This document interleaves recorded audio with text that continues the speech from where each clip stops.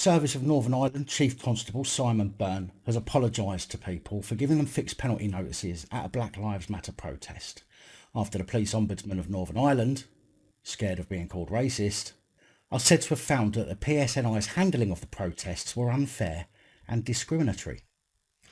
Marie Anderson from the Police Ombudsman said it was not intentional and not based on race or ethnicity.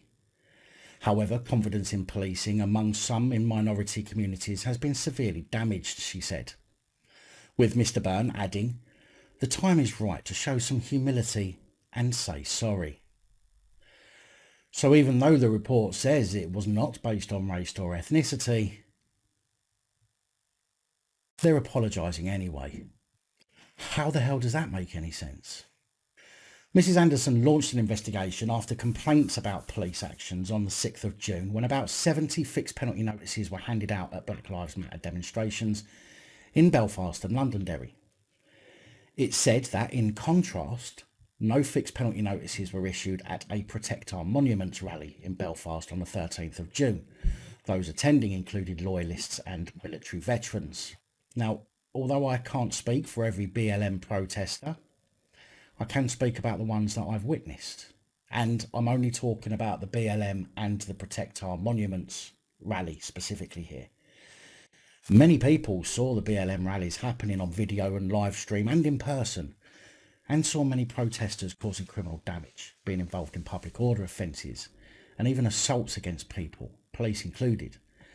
Granted, compared to the amount of people there, it was a relatively small minority, but it happened, and we all saw it happen. Whereas the Protect Our Monuments rally, mainly supported by loyalists and military veterans, were not there to raise a point. They were not there to cause disruption, but were there, in many cases, to simply protect the monuments, which were being defaced by some BLM protesters. In some cases, we saw videos of people trying to clean the monuments of graffiti, who were being abused by BLM supporters. Again, not all, but some. And yes, I know that there were people who were there under the guise of protecting monuments who turned out to be dickheads and who did cause problems. But when you think about the reasons they were there and the numbers, then it makes sense that more BLM protesters would have been picked off for a fixed penalty notice for one reason or another.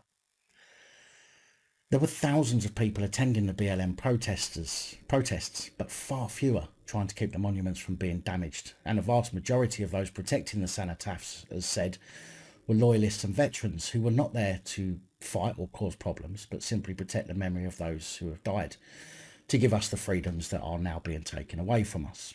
Mrs. Anderson said police had failed to fully understand the human rights of those at Black Lives Matter events to be able to protest peacefully. Her report is said to have found that police had not engaged in any harassment, as some had claimed. Although it's maybe not in Ireland, but it's pretty clear that it happened elsewhere.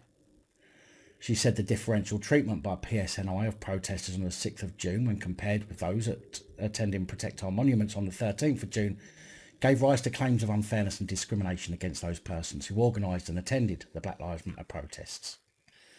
These concerns are, in my view, she said, cognate, have substance and are justified in the circumstances. I believe that this unfairness was not intentional, neither was it based on race or ethnicity of those who attended the event. On the issue of fines and prosecutions, the Ombudsman said that they should be reviewed.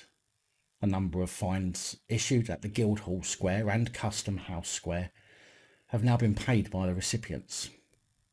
My investigation, she said, has established that many of these contain inconsistencies and errors, and therefore their validity is questionable. Now, I genuinely hate having to talk about specific forms of discrimination, which is why I try, where possible, not to say the words racist, homophobic or transphobic, for example, and instead I try to use the word discrimination, simply because I don't believe that anyone should have the right to have special treatment over others when discrimination happens in all walks of life to all types of people. But fines have been issued to all people, black, white, yellow, brown, green, blue. We have all been faced with unfair and unjust fines, whether it's a COVID-related one or something else, especially this year. And in my opinion, about 90% of all fixed penalty notices are questionable and should be looked at.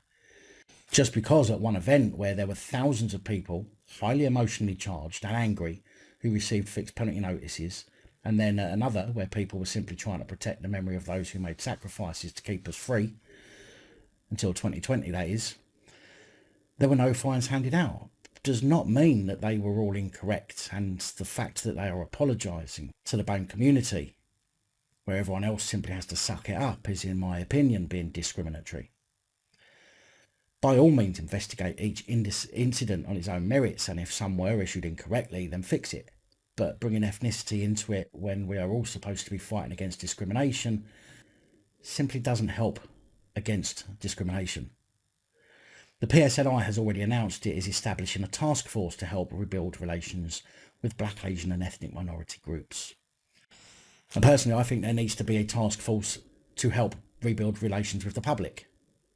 Never mind what group that they're classed as.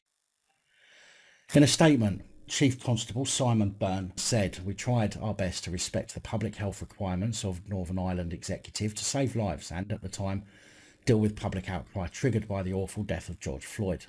We operated within the legal framework available to us at the time, but the Ombudsman is clear that whilst unintentional, we got that balance procedurally wrong. It is clear to me that some members of the black minority ethnic community have been frustrated, angry and upset by our policing response, and our relationship with them has suffered. For that, I am sorry, and I am determined in that regard to put things right."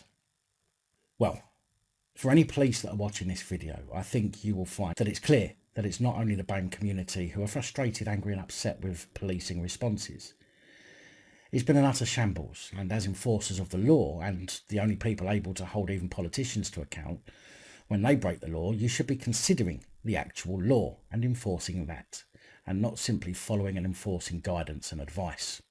You should be holding everyone accountable to the law, and that includes those trying to breach our human rights, which are, although with some caveats, enshrined, but yet you are happy to simply take advice from the government and act on that, even when it's in direct violation of the law. And it's about time you remembered who pays you. The public from all communities don't want to fight against you. We would rather have a respectful relationship with the police, knowing we can trust them and appeal to them to do the right things. But as long as you continue to work as the government's private army, you'll never get that respect back. People like us, we're not really fighting against you. We're fighting for you, or at least fighting for your children's futures so that they have a future free from the tyranny being placed on us now. Free from the oppression that black people faced for so many years, and that which we are all facing now. Just because you wear a uniform now and are part of the untouchables, how long will it be before the force needs another scapegoat? You know yourself that with all this political correctness gone mad, you only have to say the silliest thing in the heat of the moment, or a throwaway comment which means no harm to anyone, but which someone decides to take offence to, and you'll be out. Then where will you be? You'll be on the outside with the rest of us, and that's when you're going to need our support, just like we all need your support now. Big thank you to channel supporters, especially these guys. Your support ensures I can continue putting out content. Don't forget to like, share, comment and subscribe. Let me know your thoughts, as I know many of you will. And until next time, stay safe, look after each other, film the police and other officials.